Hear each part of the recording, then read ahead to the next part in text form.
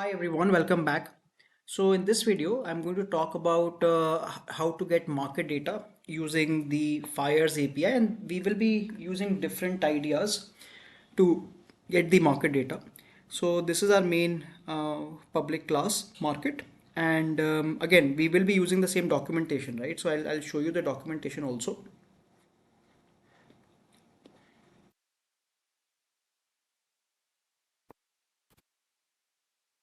So I've already done login in the morning, and we will be using everything from the same documentation page. So we can go to market data.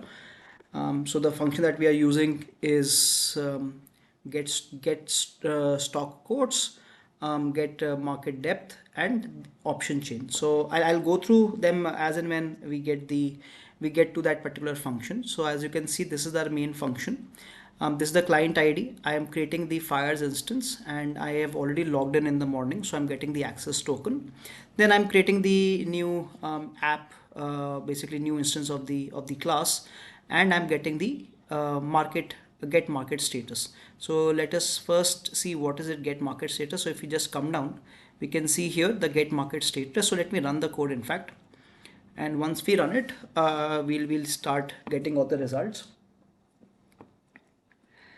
So we can see here the market status, and we can see that when we use the get market status, which is essentially FYERS class dot get market status, so we can go to the declaration also, and this is where it uses the get market status function.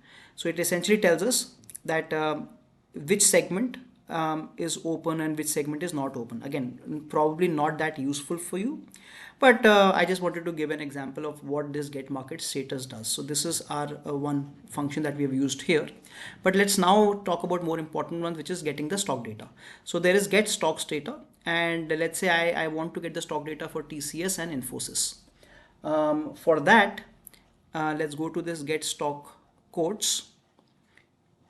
So which is here, and we are passing our symbols. So these are the symbols that we have passed. So we are using this get stock quotes, and once we get the stock data, so as you can see here, this is the stock data, but this is in a JSON format. So once we run it, this is in a JSON format. So what I've done here is I have broken down that JSON format, and I've converted them into individual variables. So as you can see, we are getting the current value of which was the high price of the day, low price of the day, open price, closing price, and we can check them also. So let's check TCS whether the open price is correct. So let's go to TCS here, and if we see the opening price of the day,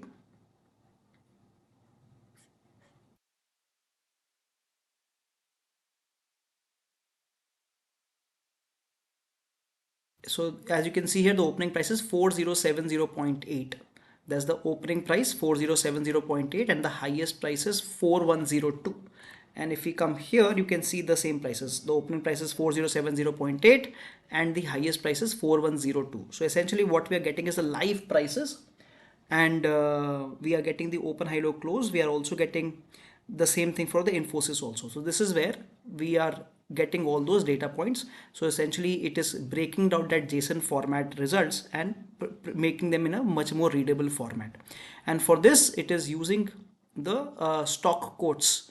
Get stock quotes is the main function which is using. So again, if you just go to and click on declaration, you can see that this is the get stock quotes. So how do we know that we have to use get stock quotes? That we will find from the documentation. So if you write get stock quotes here, okay, so we will have to go to market data here. Let's get the market, or let's go to quotes and click on Java. And once you click here, you can see this is the get stock quotes. So essentially what I have done is I have also copied the same code from the documentation part only, like I've been doing so far. So you have to click on the quotes part on the left side, click on Java, and you get the same code, the get stock quotes, using which we are getting all our results. So let's go back. So we have already seen how the get stock quotes is working. We have been able to get the results. So let me minimize this. We have also spoken about the get market status, so I'm going to minimize this also.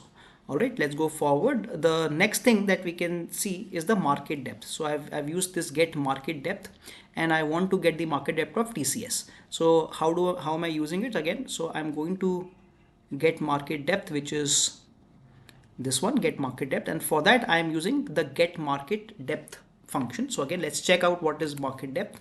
So if I click on market depth on the left side, and then if I click on Java, you can see this is how the code has been created here. So again, I've just copied the same function from here, and essentially it is going to give me a more granular form of the live data.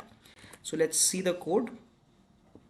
As you can see, once I run the get market depth, I can see what is the total quantity bought, what is the total sell quantity, what is the latest ask prices, what is the volume, and it gives us the top ask prices, also similarly the top 5 bid prices, and we are getting a lot of information when we use the get market depth. And to find out more information, like what all information we can get, you can just come here, and these are all the different information that we can get when we call the get market depth. I have also printed out the ATP, the lower circuit and the upper circuit. So sometimes if it is not showing up, it's fine. Maybe it's not required, but essentially we are getting all the data from this. And again, once I am getting the data, I am just splitting that JSON data and printing out each point separately. That's the idea. So we did not get the full market depth. Let me check why we are not getting the full market depth. Probably I'm only getting the total buying quantity, total selling quantity, and bid and the asks. I think I'm not getting other data points, but that's fine. The idea is how to use the function, which is the get market depth, which gives us the top 5 bids and top 5 asks of that particular stock. So that's the next point.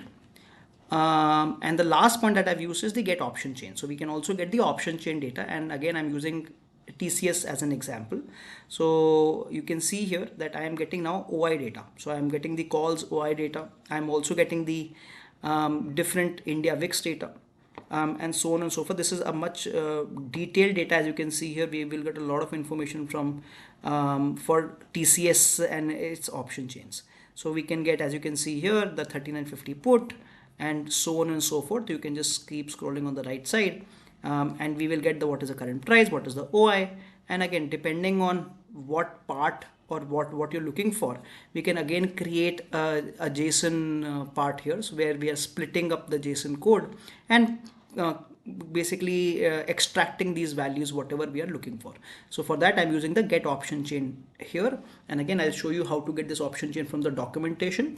So if you come here, and on the left side, if you click on option chain, again if you click on Java on the right side, this is the code using which we get the option chain, and these are all the results that will come up once I run the option chain. So I will get the calls OI, the puts OI, the formats, the expiries, the ask price and the bid price, the LTPs, and so on and so forth for different symbols.